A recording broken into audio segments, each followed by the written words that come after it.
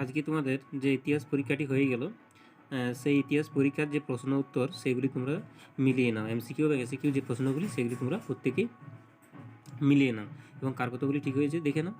তো চলো বেশি দেরি না করে দেখা যাক, ভিডিও শুরু করা যাক। তো দেখো এখানে প্রথমে যে প্রশ্নগুলি আছে, দেখো লুভর মিউজিয়াম কোথায়? প্যারিসে।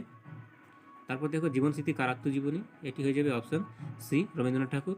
তারপরে দেখো এখানে আঙ্কেল টমস কেবিন এর রচয়িতা ছিলেন অপশন এ, হ্যারিয়েট বিচার সেট স্ট্রোক।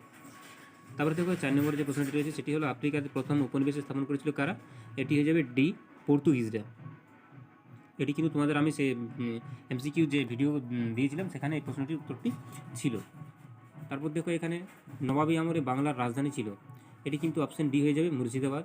তারপর দেখো এখানে যে স্তম্ভ আছে, স্তম্ভটি তোমরা ভালো করে দেখেছো, মিলিয়েছো, তবু এর যে উত্তরটি সেটি কিন্তু তোমরা দেখে নাও, তার উত্তরটি হয়ে যাবে অপশন ডি। মিলিয়ে তারপর তোমরা করে দেখবে। তারপর দেখো এখানে 7 নম্বর দাগে যে প্রশ্নটি রয়েছে সেটি হলো 1882 সালের 29 আগস্ট চীনে কোন চুক্তি স্বাক্ষরিত হয়েছিল? তো দেখো এর যে সঠিক উত্তর সেটি হয়ে যাবে অপশন সি, নানকিনের সন্ধি স্বাক্ষরিত হয়েছিল। এবার দেখো 8 নম্বর দাগে যে প্রশ্নটি রয়েছে সেটি হলো সত্যপ্রকাশ সমাজ সত্যশোধক সমাজ প্রতিষ্ঠা করেন কে? Option A, Dayanand Saraswati. এরপর দেখো 9 নম্বর দাগে যে প্রশ্নটি রয়েছে সেটি হলো পার্থেনন পত্রিকাটি প্রকাশ করেন? অপশন এ এর উত্তর হয়ে যাবে নব্যবঙ্গ গোষ্ঠী। 10 নম্বর যে প্রশ্নটি রয়েছে সেটি হলো চীনে 1911 গণতান্ত্রিক বিপ্লবের নেতা কে ছিলেন? এর যে উত্তর সেটি হয়ে যাবে অপশন বি, সান ইয়াত সেন। এরপর দেখো 11 নম্বর দাগে যে প্রশ্নটি রয়েছে সেটি হলো ভাইসরয়ের কার্যনির্বাহ পরিষদের প্রথম ভারতীয় সদস্য কে ছিলেন? তো যে সঠিক উত্তর সেটি হয়ে যাবে অপশন ডি, সত্যেন্দ্র প্রসন্ন সিংহ। এরপর দেখো 12 নম্বর দাগে যে প্রশ্নটি রয়েছে সেটি হলো মুসলিম লীগের যে অধিবেশনে পৃথক পাকিস্তান রাষ্ট্রের দাবি তোলা হয় সেটি হলো কি? সেটি হলো অপশন বি, লাহোর অধিবেশন। এরপর দেখো 13 নম্বর দাগে যে প্রশ্নটি রয়েছে সেটি হলো ভারতীয় মুসলমানদের সিমলা ডেপুটেশন 1906 নেতৃত্ব দেন কে? উত্তরটি যে অপশন এ, আগা খাঁ। 14 নম্বর দাগে যে প্রশ্নটি রয়েছে সেটি হলো কে ক্যাবিনেট মিশনের সদস্য ছিলেন? তো দেখো যে সঠিক উত্তর সেটি যে অপশন ছিলেন না, অপশন বি, লর্ড ওয়াভেল। এবার দেখো 15 নম্বর দাগে যে প্রশ্নটি রয়েছে সেটি হলো ইন্দোনেশিয়ায় কোন ইউরোপীয় দেশের উপনিবেশ ছিল? তো এর যে সঠিক উত্তর সেটি যে অপশন বি, ফ্রান্সের। তারপর দেখো এখানে 16 নম্বর দাগে যে প্রশ্নটি রয়েছে সেটি হলো নবান্ন নাটকের রচয়িতা কে? নবান্ন নাটকের রচয়িতা হলেন বিজন ভট্টাচার্য। এরপর দেখো তারপরে যে প্রশ্নটি রয়েছে 17 নম্বর দাগে সেটি হলো দেখো এখানে কিন্তু এই প্রশ্নটির উত্তরটি কিন্তু আমার জানা নেই। তো তোমরা যদি কেউ জেনে থাকো কোনটি উত্তর হবে প্রত্যেকে কমেন্টে জানাও। তারপর দেখো যে স্তম্ভটি আছে সেই স্তম্ভটি এটি বি হয়ে যাবে। এরপর তারপরে যে প্রশ্ন রয়েছে দেখো 19 নম্বর দাগে নেটো গঠিত হয় কবে? এটি হচ্ছে 1949 সালে। তারপরে দেখো এখানে আসওয়ান বাঁধ নির্মাণের উদ্যোগ নেন কে? Option A, Gamal Abdel Nasser. এই 20 নম্বর দাগে যে প্রশ্নটি রয়েছে তার উত্তর অপশন এ হয়ে যাবে। এবার দেখো 21 নম্বর দাগে যে প্রশ্নটি রয়েছে সেটি হলো প্যাট্রিক কুলুম্বা কে ছিলেন? তো দেখো এর যে উত্তর সেটি হয়ে যাবে অপশন বি, কঙ্গোর প্রধানমন্ত্রী ছিলেন। এরপর দেখো 22 নম্বর দাগে যে প্রশ্নটি রয়েছে সেটি হলো আওয়ামী লীগের প্রতিষ্ঠাতা ছিলেন? এর উত্তর হয়ে যাবে শেখ মুজিবুর রহমান। তারপর দেখো ভারতের মহাকাশ বিজ্ঞানী ছিলেন প্রথম? তো এখানে বিক্রম সারাভাই। দেখো তারপর এখানে 14 নম্বর দাগে যে প্রশ্নটি রয়েছে 24 নম্বর লাস্ট প্রশ্ন যেটা এমসিকিউ সেটি হচ্ছে স্বাধীন ভারতের জাতীয় পরিকল্পনা কমিশনের নেতৃত্ব দিয়েছিলেন কে? এর উত্তর হিসেবে অপশন বি। এরপর দেখো যে এসিকিউগুলি ছিল সেই এসিকিউগুলি আমি করে দিয়েছি এখানে।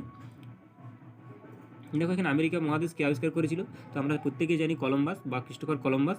তারপর দেখো এখানে সামাজিক ডারউইনবাদের মুখ্য প্রবক্তা কে ছিলেন? Charles Darwin. তারপর দেখো এখানে মার্কেন্টাইলবাদ কি? এটা কিন্তু তোমাদের আমি এসিকিউতে করে দিয়েছিলাম, তো সেক্ষেত্রে এখানে আমি এটি করছি না। দেখো এখানে ইম্পেরিয়ালিজম এ স্টাডি বইটি লেখককে? এটি হবসন। তারপর দেখো এখানে পরে যে প্রশ্নটি রয়েছে সেটি হলো ভারতীয় সুপ্রিম কোর্টের প্রথম প্রধান বিচারপতি কে ছিলেন? এর উত্তরটি যাবে স্যার এলিজা ইম্পে। তারপর দেখো এখানে রাওয়াতের বন্দোবস্ত কোন অঞ্চলে প্রবর্তিত ছিল? এটি হবে পাঞ্জাবে। তারপর দেখো এখানে রুদ্ধদ্বার নীতি কি ছিল? তো এইটি চালু করেছিলেন জন হে। তো দেখো এটা কি নীতি কী ছিল বলতে গেলে একটু বড় হয়, তো এখানে আমি জায়গাতে ইয়ে করতে পারিনি, তার জন্য এখানে আমি উত্তরটি করিনি। তারপর দেখো এখানে ভাইকোন সত্যাগ্রহ কি? এর উত্তর করিনি, যেগুলো খুব সহজে হয়েছে সেই উত্তরগুলো আমি করে দিয়েছি। কলকাতা মেট্রোপলিটন ইনস্টিটিউট প্রতিষ্ঠাতা কে ছিলেন? তো এর উত্তরটি হয়ে যাবে বিদ্যাসাগর। তারপরে দেখো কার উদ্যোগে নববিধান গঠিত হয়েছিল? এটি হবে কেশবচন্দ্র সেন। তারপরে 100 দিবসের সংস্কার কি? এটাও কিন্তু অনেকটি বড় এসিকিউ।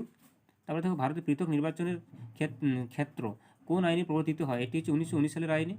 তারপরে দেখো এর একটা অথবা রয়েছে কবে রাওলাট সত্যাগ্রহ সূচনা হয়? এটি 1919।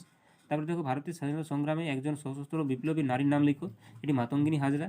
তারপর দেখো এখানে আছে রচিত আলী দিবস কবে পালিত হয়, এটি প্রত্যেক বছর 12ই ফেব্রুয়ারি রচিত আলী দিবস পালিত হয়। এটি 1946 সালে প্রথম শুরু হয়েছিল 12ই ফেব্রুয়ারি। তো সেক্ষেত্রে এখানে 12ই ফেব্রুয়ারির দিনটিকে রচিত আলী দিবস হিসেবে পালন করা হয়ে থাকে। তারপর দেখো এখানে কোন সালে জাপান পার্ল হারবার আক্রমণ করে, তো এটি হবে 1941 খ্রিস্টাব্দে। তারপর দেখো এখানে ট্রুম্যান নীতি কি, এটি কিন্তু আমি এসিকিউতে করে দিয়েছিলাম। তারপর দেখো ইয়াসের আরাফত কে ছিলেন, তো এর উত্তরটি হয়ে যাবে পিএলও নেতা ছিলেন। প্রথম নির্জোট সম্মেলন কোথায় অনুষ্ঠিত হয়েছিল, 1961 সালে বেলগ্রেডে। ভারত চীন যুদ্ধ কোন বছর হয়েছিল, এটি 1962 সালে। তারপর দেখো এখানে আছে নরসিমহা রাও হবে এটা, স্বাধীন ভারতে উদারীকরণ, বেসরকারীকরণ এবং বিশ্বায়নের নীতি কোন প্রধানমন্ত্রী আমলে গৃহীত হয়, এটি নরসিমহা রাও হবে।